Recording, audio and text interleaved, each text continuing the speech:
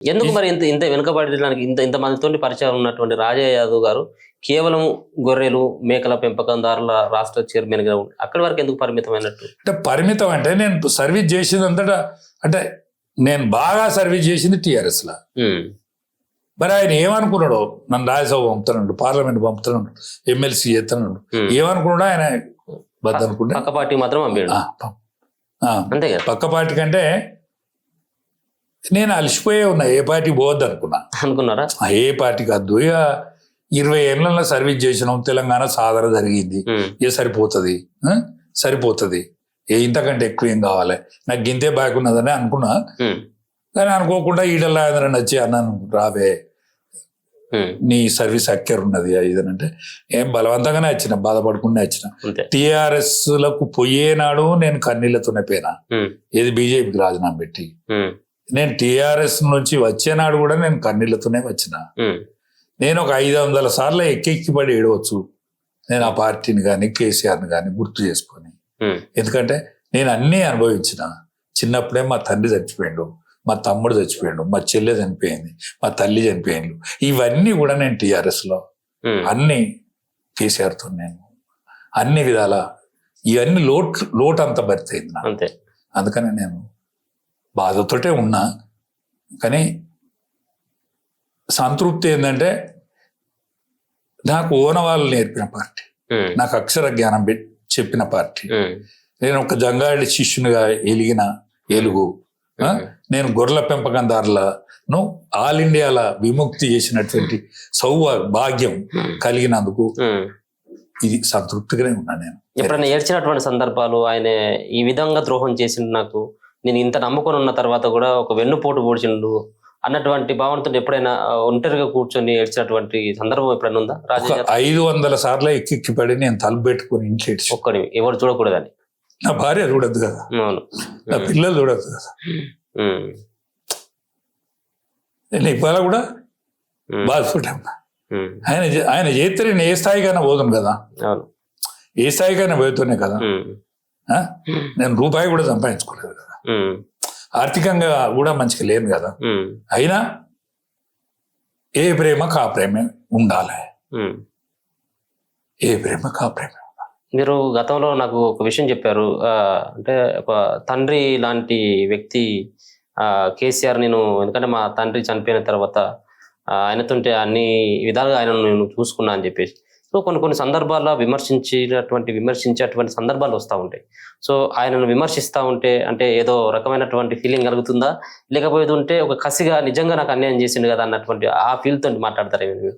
అంటే ఒకటే అదొక బ్యాడ్ లక్ అనుకుని విమర్శిస్తాంట. నేను విమర్శించుడు, నేను కేసీఆర్ను విమర్శించుడు నాకు ఇష్టమా? అచ్చా, విమర్శించకపోతే కష్టం కదా. విమర్శించినా కష్టమే, విమర్శించకపోయినా కష్టమే.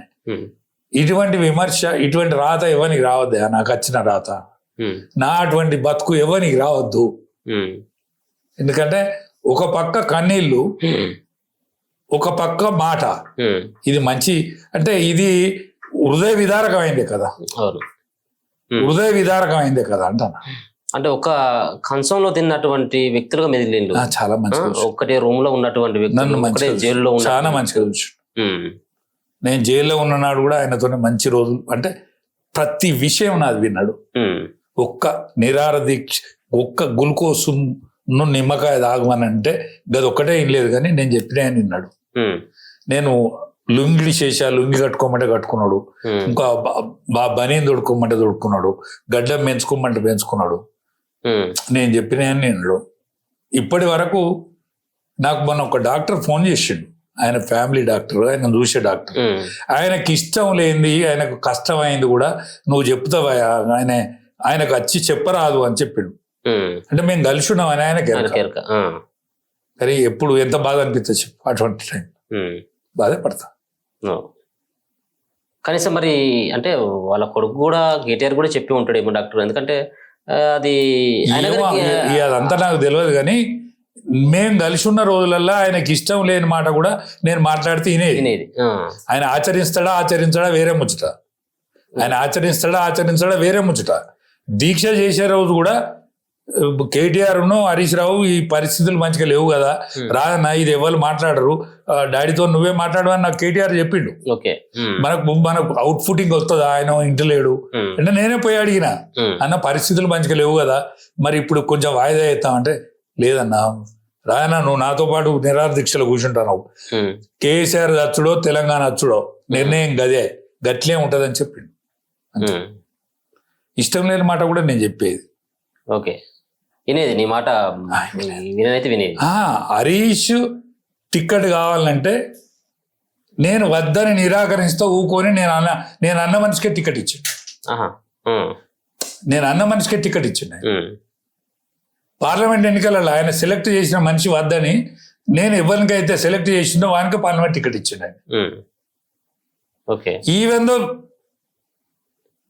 మన మెదక్ పార్లమెంట్ సభ్యురాలు ఎవరు, మన సినిమా యాక్టర్ విజయశాంతి నాకు టికెట్ ఇస్తానన్నాడు ఆ రోజు. నాది ఫైనల్ చేసిండు. అన్నా మరి హరీష్ ఈ ప్రపోజల్ చేస్తాడు, విజయశాంతి ప్రపోజల్ చేస్తాడు అని అంటే నాకంటే విజయశాంతి మెరుగని చెప్పిన నేను. నాకంటే విజయశాంతి మెరుగన్న, ఎందుకంటే అది ఒక సినిమా యాక్టర్, అది ఆంధ్ర తెలంగాణ మనకు తెలియదు. కానీ ఆ రాములమ్మ సినిమా తీసిన తర్వాత రాములమ్మ పాత్ర మన పిల్లలందరూ అదే అనుకుంటారు. ఆమెకు ఇట్లా తుబాకితో కాలితే వాడు చత్తలేడు కానీ అంత హీరో అనుకుంటాను.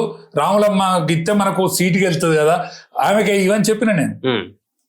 ఆయన నాకు మల్కాజ్గిరి కోసం తలడిచ్చిండు, కానీ పొత్తులు రాదన్న వత్తటే నువ్వు పోటీ చేయాలి అన్నాడు మల్కాజ్గిరి అన్నాడు. నా కోసం ఆ ప్రేమ ఉండే. మళ్ళా ఇంకా రాజ్యసభ పంపే వరకు ఆ ప్రేమ మారిపోయింది. రాజ్యసభ కూడా పంపుతా అన్నాడు, ఎమ్మెల్సీ కూడా చేస్తా అన్నాడు, కానీ ఏది చేయలే. ఏది చేయకున్నా నాకు ఊరికి ఒక 10 మంది నన్ను గుర్తుపడతారు, ఊరికి ఒక 10 మంది రాజన్న అని పిలుస్తారు, నన్ను అన్నం తినమంటారు ఒకరు. నేను పేదోనే కావచ్చు, డీజిల్ ఉన్నదా అని అడుగుతారు. ఇదంతా కేసీఆర్ పుణ్యమే కదా, కేసీఆర్ పుణ్యమే కదా. నేను మునుగోడు ఎన్నికలప్పుడు వచ్చిన ఏది బీజేపీ పార్టీలకు, ఇప్పటి వరకు బీజేపీ వాళ్ళు నన్ను ఎవరు మాట్లాడకుండా నేను బీజేపీ కట్టుబడి ఉంటాను. అంటే నా వ్యక్తిత్వం కదా, నా వ్యక్తిత్వాన్ని నేను ఎట్లా చంపుకోవాలి, నా మానసిక పరిస్థితిని నేను ఎట్లా చంపుకోవాలి, అందుకని నా మనసు చెప్తానా, నా వ్యక్తిత్వం చెప్పుకుంటాను అంతే.